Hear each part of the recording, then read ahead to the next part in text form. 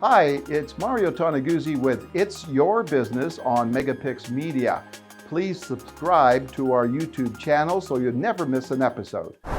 Hello and welcome to It's Your Business with Mario Toneguzzi on MegaPixx Media. Joining me today is a special guest, Bret the Hitman Hart. Thanks for joining us today, Bret. My pleasure to be here. Well, we've gone through a lot of tough times in Calgary these days. You're no stranger to tough times.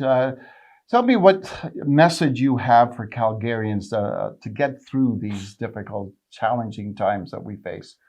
Well, I just want everyone to know, especially people that are struggling with the small businesses, and it's been such a tough year for everybody. That I just want them to know that it matters to me, and we're going to get through this by just kind of sticking together, and everybody's got to kind of look out for their neighbor a little bit, and I think it's just a good time to let everyone know you're thinking of them, and we're all in this together, and we're going to get through this together, and good times are just waiting around the corner. So we just got to hang tough and be smart and be sensible, and follow all the protocol, follow all the rules. Wearing a mask is not that hard to do. It's a pretty simple thing to do, and it's a small sacrifice to make, and it's important that everybody plays for the end game. We're maybe halfway through this now, and we're going to get through it by taking care of each other and looking out for each other, and sharing that goodwill, and just working together. You've been obviously here in Calgary all your life, and is this the toughest you've seen it in the city for people? I think certainly on a financial level, I think it's the toughest thing that I can think of. I know the floods back a few years ago were when you think of those, you think of that time, you think, that was a tough ride for everybody. But this is a longer fight. It's a longer struggle. It's in a lot of ways a darker struggle. I'm lucky that I can say that I haven't lost anybody or know anybody that close to me that's been that affected by the COVID crisis. But at the same time, it's there. It's hurt a lot of families already, and I just think we just gotta like we did with the flood, we just gotta pull together and care for each other. On a personal level, everybody's got to deal with all these different challenges, whether it's health or finances in their own ways. As I said, you have been no stranger to challenges in life, personal stuff with certain tragedies, with people passing away at too young of an age, your own health. How have you got through all that stuff? Well, I'm lucky enough to say I count my blessings. I've had a couple of close calls. I don't mind saying that a lot of my friends and even family are not around anymore. And life is very random. You just never know what's going to happen. I had a good wrestler friend of mine, Animal from Legion of Doom or Road Warrior. Died, I think it was yesterday, 60 years of age, natural causes. Just bang, it's over. And just makes you appreciate things. Life there are no promises, there's no guarantees. But, live every day like it's your last is kind of the motto I always live by. And I'm grateful for, all the support that I've had over the years from, even Canada here in the medical system. When I watch TV in the States, I shake my head sometimes at how they criticize the health system up here in Canada. But, I've had 2 knee replacements, I've had a stroke, I've had prostate cancer, I've had various surgeries on my hands, I just had so many, surgeries and medical problems with, just with the life I had as a wrestler. But I think if I hadn't had healthcare like we have in this country, I'd probably be broke. I know a lot of the wrestlers that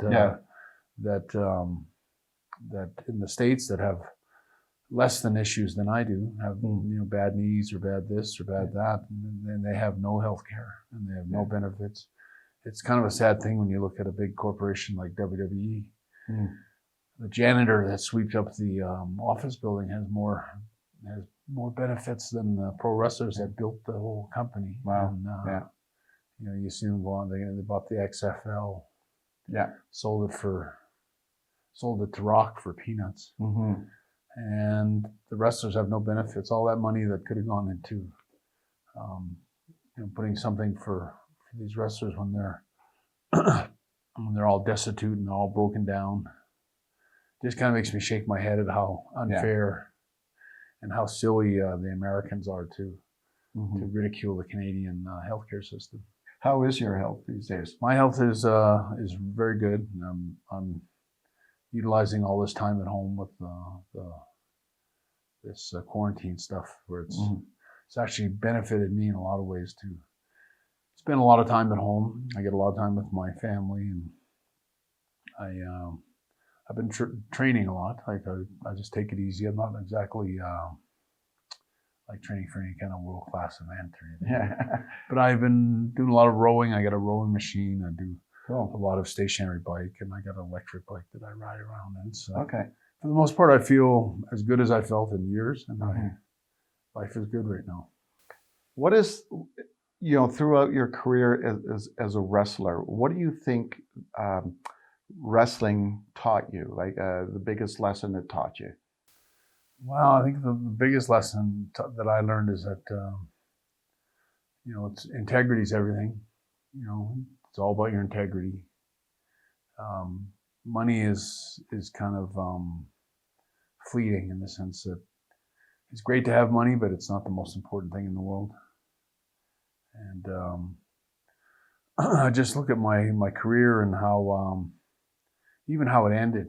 You know, but everything, my whole career, how I struggled for years to make a name for myself, and when I finally did make a name for myself, how important it was for me to stand by my integrity all the time. And over 20 years later, it's like, you know, my integrity still stands. I did everything.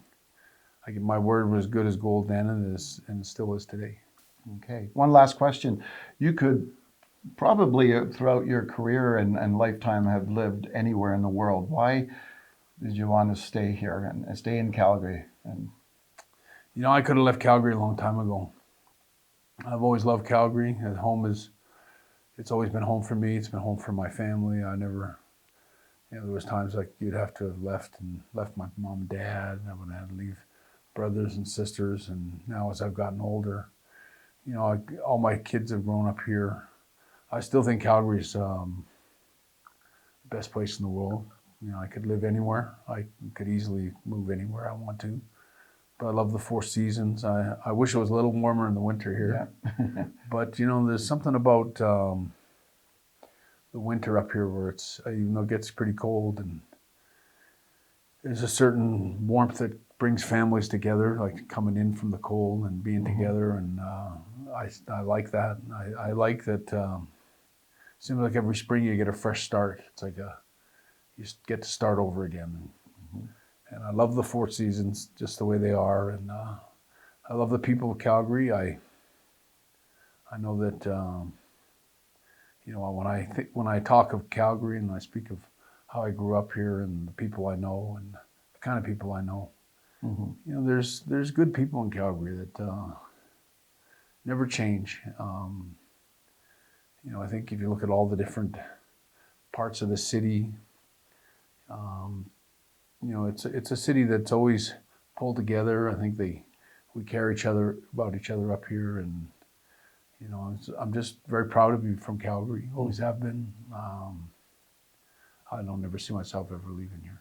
Okay, super. Thanks for joining us today, Bret. My pleasure. That was Bret the Hitman Hart. This has been It's Your Business with Mario Toneguzzi on MegaPixx Media. Thanks for joining us today.